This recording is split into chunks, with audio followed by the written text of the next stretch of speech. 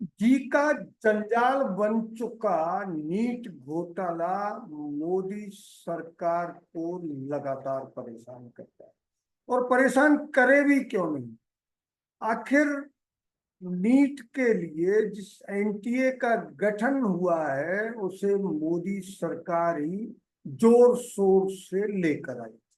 और उस वक्त ये दावा किया गया कि ये एनटीए ऐसी संस्था होगी जो देश में प्रतियोगी परीक्षाओं का एक नीट एंड क्लीन मैकेनिज्म तैयार करे।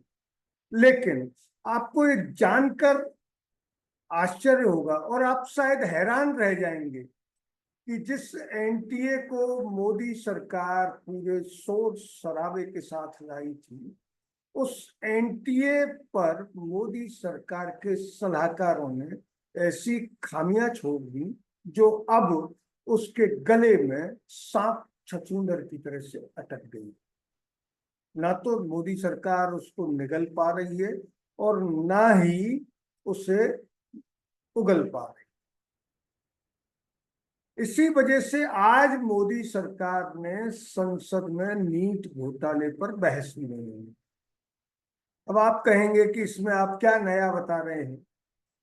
नया ये है कि जो एनटीए पिछले साल 1,33,00,000 विद्यार्थियों की परीक्षा ले चुकी है, उस एनटीए के संचालन के लिए सिर्फ 14 लोग, और वो भी डेपुटेशन पर।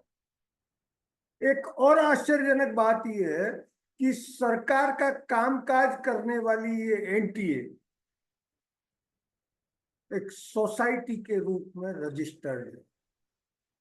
यानी सरकार ने इसको पूरी तरह से एक ऐसी एजेंसी में बदल दिया जहां जिम्मेदारी और जवाबदेही बिल्कुल शून्य है।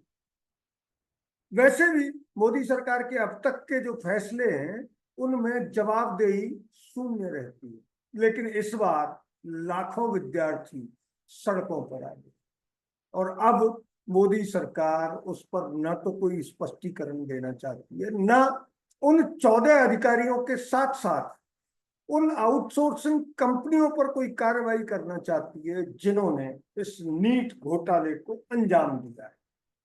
हो सकता है कि सोसाइटी में डेपुटेशन पर नियुक्त वो 14 अधिकारी पाक साफ हों, लेकिन घोटाले की परतें जैसे ही खुल रही हैं तो उन आउटसोर्स कंपनियों की कारस्तानी भी सामने आई। हाल ये है कि पिछले साल 933 करोड़ की फीस वसूलने वाली एनटीए पर बिहार में हो रही जांच साफ साफ बता रही है कि ये कहानी उस तरह से डिजाइन की गई है जिसमें सिर्फ और सिर्फ घोटाले हो सकते। बिहार की आर्थिक अपराध जांच इकाई ने नीट 2024 घोटाले पर जो रिपोर्ट दी है उसमें स्पष्ट रूप से कहा है कि नीट यूजी परीक्षा का पेपर न सिर्फ लीक हुआ था, बल्कि उसने सबूत के तौर पर जले हुए प्रश्न पत्र, एक बुकलेट नंबर, 68 सवाल, 2 बक्से और 18 गिरफ्तारियां ली थी। हालांकि जवाब में मोदी सरकार ने इस मामले की जांच सीबीआई को दे दी है, जिसने एक दिन पहले यानी कल गुरुवार को बिहार से 4 लोगों की गिरफ्तारी की। नीट यूजी 2024 मामले में बिहार की आर्थिक अपराध इकाई यानी ईओयू की जांच में अब तक जो जानकारियां सामने आई हैं वो चीख चीख कर कह रही हैं कि नीट का पेपर न सिर्फ लीक हुआ बल्कि पटना से लेकर झारखंड तक और झारखंड से लेकर गुजरात तक उन्हीं कंपनियों की कारस्तानी से विद्यार्थी अब सड़कों पर आंदोलन कर। ईओयू ने 22 जून 2024 को केंद्र को जो रिपोर्ट सौंपी है उसमें स्पष्ट कहा है कि नीट यूजी परीक्षा का पेपर लीक हुआ था।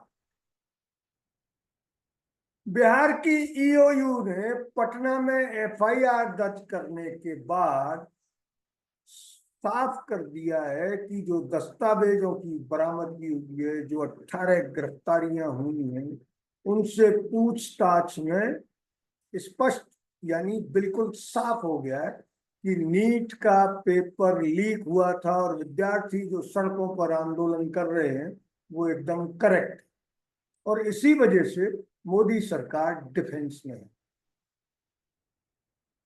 आपको ये बता दें कि आज यानी शुक्रवार को मोदी सरकार ने राष्ट्रपति के अभिभाषण पर धन्यवाद प्रस्ताव पेश करने के बाद जैसे ही चर्चा की शुरुआत करनी चाहिए तो विपक्ष की ओर से दो काम रोको प्रस्ताव पेश हुए, जिसमें साफ कहा गया कि नीट घोटाला लाखों युवाओं के भविष्य से जुड़ा हुआ है और राष्ट्रपति के अभिभाषण पर चर्चा, धन्यवाद प्रस्ताव पर चर्चा की शुरुआत से ज्यादा महत्वपूर्ण काम नीट घोटाले पर चर्चा का है, ताकि आंदोलनरत युवाओं को ये साफ हो सके कि अब जो हुआ वो हुआ, लेकिन सरकार आगे ऐसे घोटालों पर पूरी तरह रोक लगा दी।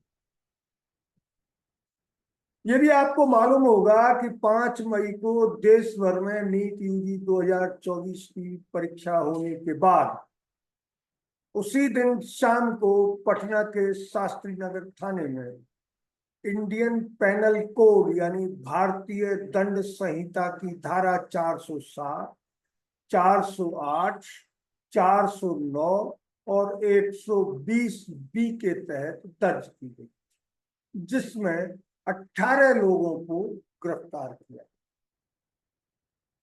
6 मई को पेपर लीक के आरोपों पर दिल्ली में और 8 मई को गुजरात में भी मामला दर्ज हुआ। पटना में मामला दर्ज होने के बाद 17 मई को बिहार की ईओयू को इस मामले की जांच सौंप दी गई। इस मामले में एनटीए ने 4 मई को ही रिजल्ट जारी कर दिया, 4 जून को ही रिजल्ट जारी, क्योंकि जब उस दिन देश में लोकसभा चुनाव 2024 के रिजल्ट भी आ रहे थे और पूरे देश से ये आवाज उठी कि एनटीए ने 4 जून को इसलिए रिजल्ट दिया ताकि उसके घोटाले पर पर्दा पड़ सके और लोगों को ये पता नहीं लग पाए कि आखिर इसमें हुआ क्या। अब हालांकि सीबीआई जांच कर रही है, लेकिन जले हुए प्रश्न पत्र, एक बुकलेट नंबर, पटना के खेमनीचक स्थित लर्न बॉयज हॉस्टल और लर्न प्ले स्कूल पर छापे के दौरान पुलिस को मिले।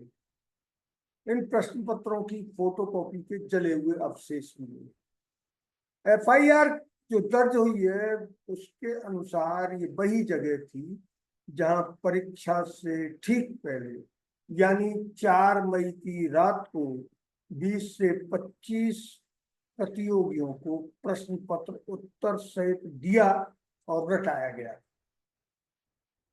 गिरफ्तार आरोपी सिकंदर यादवेंदु, अमित आनंद और नीतीश कुमार ने पूछताछ में सीआरपीसी की धारा 161 के तहत बयान दिए और ये स्वीकार किया कि उन्होंने 30 से 32 लाख रुपए में एक पेपर प्रत्येक अभ्यर्थी से देने का ठेका छुआ, लेकिन बाद में ये मामला 40 लाख रुपए पर तय हुआ। मोदी सरकार को इसमें दोषी सिर्फ और सिर्फ इसलिए ठहराया जा रहा है कि नए बने शिक्षा मंत्री धर्मेंद्र प्रधान ने पहले तो प्रधानमंत्री की आदत के मुताबिक इस घोटाले से इनकार ही कर दिया और सारा मामला विपक्ष पर थोप दिया। लेकिन जैसे जैसे नीट घोटाले की परतें खुली, मामला सुप्रीम कोर्ट में गया, वैसे वैसे मोदी सरकार रक्षात्मक मुद्रा में आती चली और अब अब तो देश भर में नीट के प्रतियोगी सड़कों पर उतर आए। कल विपक्षी दल कांग्रेस के छात्र संगठन एनएसयूआई के लोगों ने, एनएसयूआई के कार्यकर्ताओं ने एनटीए के दफ्तर में घुसकर उस पर ताला ठोका। इसके अलावा यूथ कांग्रेस के कार्यकर्ताओं ने संसद के घेराव की योजना भी बनाई, लेकिन पुलिस ने बल प्रयोग करके उनको खदेड़ दिया। विपक्ष इस मामले में पूरी तरह से मोदी सरकार को दोषी ठहरा। वैसे अगर सकारात्मक ढंग से देखें तो मोदी सरकार को इस पर तत्काल कार्रवाई करनी चाहिए, क्योंकि इस बार लोकसभा में बहुमत से पीछे रह जाने का एक कारण युवा भी हैं, जो बेरोजगारी से त्रस्त होने के बाद भी प्रधानमंत्री नरेंद्र मोदी के सिर्फ और सिर्फ भाषणों से तंग आ चुके और उन्होंने इस बार मतदान से मुंह मोड़ लिया। इसी वजह से मतदान प्रतिशत में भी कमी आई। अब चूंकि मामला संसद में चला गया है और विपक्ष ने काम रोको प्रस्ताव के जरिए सरकार से चर्चा कराने की और उस पर दबाव बनाने की रणनीति बनाई, लेकिन आदत के मुताबिक मोदी सरकार ने इस पर चर्चा कराने से इनकार कर।